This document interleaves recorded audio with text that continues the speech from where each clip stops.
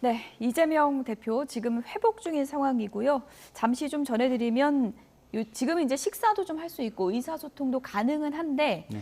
그래도 안정이 지금은 필요하기 때문에 면회는 좀 제한이 된 상태라 네. 그래요. 지금 홍익표 원내대표 얘기에 따르면 당무 복귀의 의지가 강하다고 하더라고요. 네. 그러면 당분간은 지금 총선이라 굉장히 바쁜 한국이기 때문에 네. 좀 병상 정치를 이어갈까 이렇게 좀 전망을 하고 있거든요. 네. 어떻게 보십니까? 뭐 일단은 무리를 하면 안 되잖아요. 그렇죠. 지금 예. 상황에서. 그렇기 때문에 뭐 어느 정도 병상 정치는 이어질 것 같고요. 그래서 병원에서 좀 보고받는 뭐 이런 모습 이런 것도 좀 보여질 것이라고 생각됩니다.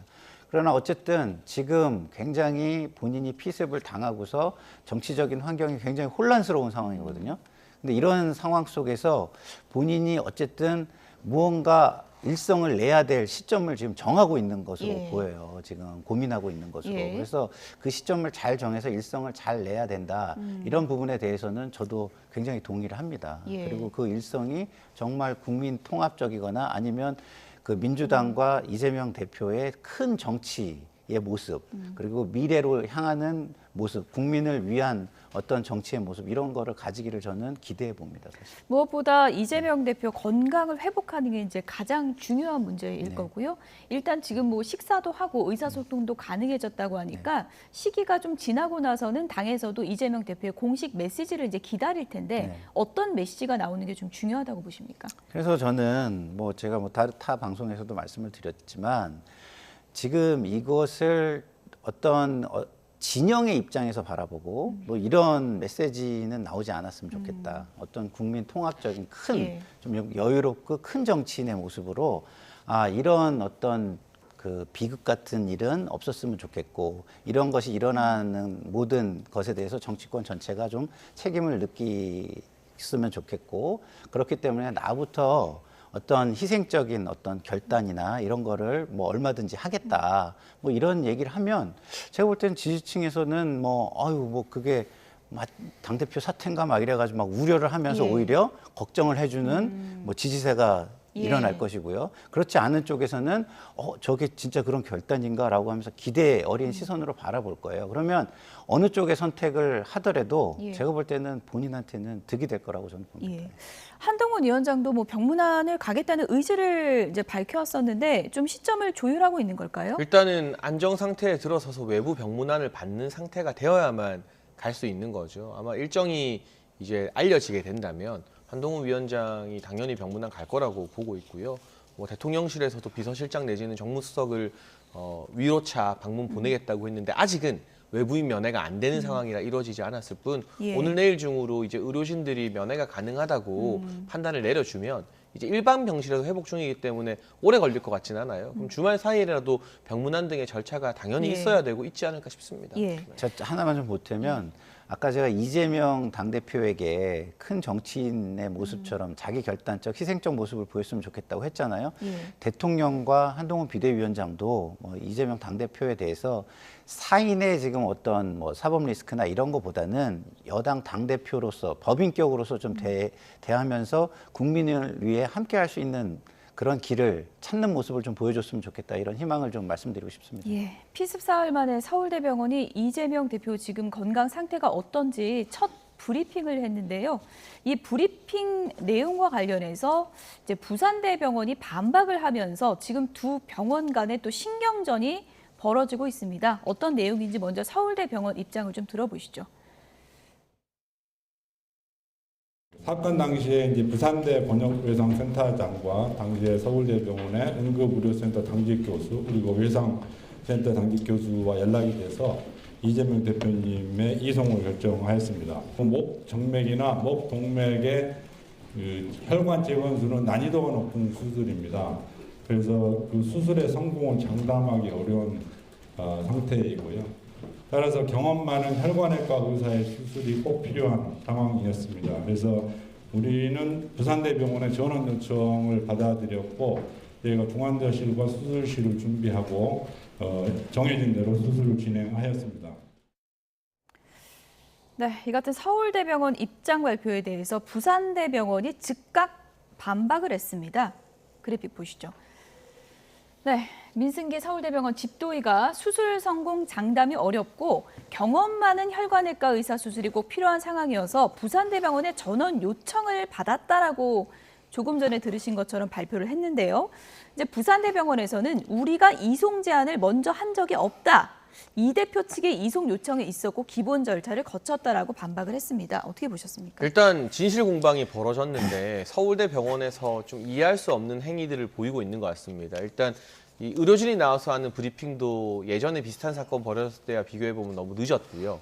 부산대병원이 전원 요청을 먼저 했다고 하는데 그렇지 않죠. 가족들의 요청으로 먼저 이뤄진 겁니다. 저는 뭐 지방 의료에 대한 여러 가지 안타까운 목소리들이 의료계에서 많이 분출되고 있는데 가족들 심정으로 전원 요청한 것은 그렇다고 쳐요. 그런데 왜 하지도 않았던 부산대병원에게 그 책임을 전가하고 마치 부산대병원에서는 경험 많은 혈관외과 의사가 없어서 이 정도 수술을 못할 거라고 서울대병원이 전제해서 말하는지, 이건 부산 지역 주민들의 자존심을 건드리는 일이고, 지역 의료를 활성화하기 위해서 우리가 거점에 권역외상센터를 설치하고 보건복지부에서 등급을 매기는데 부산대병원은 4년 연속 최고 등급인 A를 받았어요. 그런 취지에도 맞지 않는 굉장히 무례한 발언이거든요. 그러니까 이게 과연 저 집도의의 개인 입장인지 아니면 서울대병원의 입장인 것인지 민주당과 조율하는 과정에서 나온 발언인지는 모르겠습니다만, 사실 이재명 대표 측에서도 좀 당황했을 겁니다. 헬기를 타고 서울로 갔는데 여기에 대해서 부산 지역과 부산시 의사회가 반발하면서 의료진을 중심으로 여론이 좀 안 좋아지고 있잖아요. 이걸 예측하지 못해서 뭔가 무마하기 위해서 서울대병원에서 부산대병원이 먼저 요청했다, 이런 식으로 좀 거짓 해명을 내놓은 것이라면 여기에 대해서는 뒤늦게라도 서울대병원이 좀 정정할 필요가 있겠죠. 서울대병원 측의 브리핑 내용에서 이제 부산대병원을 배려하는 그런 표현이 좀 부족했다, 네. 잘못된 표현이 있었다라고 지적을 했는데 네. 동의하십니까? 예, 좀 부적절했던 것 같습니다. 그러니까 내가 좀 잘났다 이렇게 들릴 만한 표현이 좀 있는 거잖아요. 경험 많은 뭐 집도의가 필요했다. 그러면은 서울대병원에만 경험 많은 집도의가 있다는 뜻이 될 수도 있잖아요. 듣기에 따라서는. 그런 측면에서 볼 때 제가 볼 때는 좀 약간 자만, 오만 이런 게 좀 섞여 있는 말로 들릴 수 있어서 저는 부적절한 말이라고 보고요. 그냥 드라이하게 팩트만 전달하면 돼요. 거기에 뭐 어떤 평가가 섞인, 뭐 가치가 섞인 이런 얘기를 하니까 이런 논란이 나는 거니까 서울대에서 이런 부분에 대해서는 좀 바로잡아주면 좋겠다, 이런 생각이 듭니다. 네, 서울대병원 이송 문제와 관련해서 양 병원에서 진실 공방이 벌어지는 상황인데요. 민주당 장경태 의원은 이렇게 얘기를 했습니다. 들어보시죠. 정말 아주 비상응급 치료를 받아야 되는 곳입니다. 권역별 외상센터는. 오히려 여기서 대표가 눌러 앉아서 권역외상센터에서 막 치료만 받고 있었다 그러면 오히려 정말 더 비상응급을 받아야 되는 환자들을 또 오히려 방해할 수 있는 뭐 이런 또 오해를 받을 수 있기 때문에 저는 권역외상센터는 정말 비상급 상태로 계속 유지해야 된다라고 보거든요. 근데 이재명 대표도 헬기 타고 이송을 해야 할 만큼 굉장히 좀 비상한 상태이지 않았어요? 그렇다고 해서 좀 기차를 타고 누워서 이동할 수 있거나 이런 상황들도 저희가 확인이 되진 않았지만 어찌됐건 좀 빠르게 수술을 받았어야 되는 상황이었다. 네. 민주당에서 뭐 다양한 해명이 지금 나오고 있는 상황이고, 장경태 최고위원의 또 의견을 좀 들어봤습니다. 권역별 외상센터 같은 경우에는 오히려 좀 비워줘야 하는 상황이 아니었나, 이런 또 견해를 갖고 있는 것 같거든요. 장경태 의원 지금 자기가 무슨 말 하는지 알까요? 아니, 권역별 외상센터는 비상 환자를 위해서 비워줘야 된다. 그럼 이재명 대표는 비상 환자가 아니라는 뜻입니까? 그럼 비상 환자가 아닌데 국민 세금이 그렇게 많이 들어가는 헬기를 타고 급하게 서울대 병원으로 보내야 돼요? 말이 앞뒤가 하나도 안 맞잖아요. 서울대 중환자실에도 비상한 환자들 많이 있어요. 언론 보도를 보면 서울대 외과 의사들이 정말 더 긴급한 중환자들 수술 밀려서 불만이다라는 기사도 제가 봤는데, 중요한 것은 뭐 저는 이 전원 자체를 막 따지고 싶은 마음은 없습니다. 예. 가족들의 선택이 그렇다면 그럴 수 있는 거죠. 다만 의료계에서 왜 이번 전원 결과가 환자에게도 별로 도움이 안 되고 지방의료 활성화에도 역행하는 결정이었는지 따진다면 그냥 정치권에서는 말 보태지 않고 가만히 있는 게 도와주는 거라고 생각을 해요. 그런데 강선우 민주당 대변인이 먼저 나와서 왜 전원했느냐고 묻는 기자들에게, 아니 여러분 가족이면 어떻게 할 거냐? 아니, 제 가족이면 부산대에서 수술받게 하죠. 권역별 외상센터 A 등급인데 뭐가 문제라고 자꾸 이런 식으로 당연히 아프고 문제가 있으면 서울대 가는 게 최고야. 서울대 가는 게 당연하지. 왜 토를 달아? 이런 권위적인 태도를 보이기 때문에 부차적인 문제가 계속 꼬리에 꼬리를 무는 거거든요. 그래서 장경태 의원이나 이런 분들이 방송에 나와서 이야기하는 게 이재명 대표나 지금의 논란에 저는 전혀 도움이 안 된다고 생각을 해요.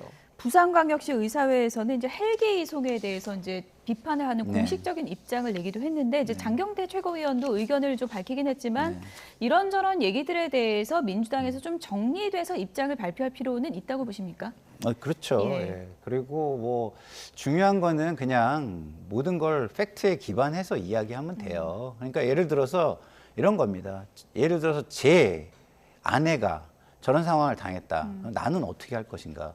저 입장이라면 저는 그래도 제가 좀 마음속으로 믿을 만한 곳, 편한 곳, 이런 곳으로 원할 거예요. 그건 좀 너무나 당연하다고 생각해요. 왜냐하면 저런 응급 상황에서 모든 판단을 굉장히 뭐랄까 침착하게 다 할 수 있는 건 아니잖아요. 그럼 가족의 입장에서는 충분히 저런 결정을 할 수 있다고 저는 보니까 그걸 비난하는 건 좀 맞지 않다 이런 생각이 들고 단지 공인의 위치니까 국민들까지 생각했다면 조금 더 정무적인 판단을 했으면 좋겠다라는 아쉬움은 존재한다라고 생각하지만 그냥 가족 입장에서 판단한 거라면 저는 충분히 이해해 줄 수 있다고 보는데 장경태 의원의 저런 설명은 굉장히 제가 볼 때는 억지스럽죠.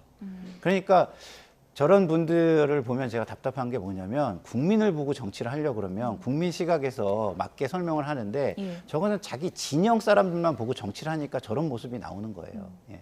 좀 안타깝습니다. 예, 어쨌든 뭐 지금 두 병원 간의 신경전이 계속되면서 또 본질이 가려질 수 있는 그런 또 우려를 하는 분들이 있는데요. 많은 분들이 또 이제 이재명 대표의 빠른 쾌유를 빌고 있으니까요. 이재명 대표의 첫 메시지가 어떻게 나올지도 지켜보도록 하겠습니다. 장해찬 전 청년 최고위원, 오늘 제가 잊을 뻔했는데 장해찬 전 최고위원이 또 저희 뉴스라이브의 금요일의 남자였는데 그렇죠. 총선 다음 이제 주가 마지막이라는데요. 다음 주가 마지막입니까? 네, 네. 이번 주가 마지막 아닙니까? 한 주 먼저 보내시려고 한 주 더 오실 겁니까? 그렇다고 예. 하더라고요. 그러면은 다음 주까지 장해찬 전 최고위원을 저희가 만나보도록 하고 작별 인사는 저희가 다음 주에 드리겠습니다. 네, 알겠습니다. 그럼 두 분 인사 여기서 드리겠습니다. 고맙습니다. 네, 감사합니다.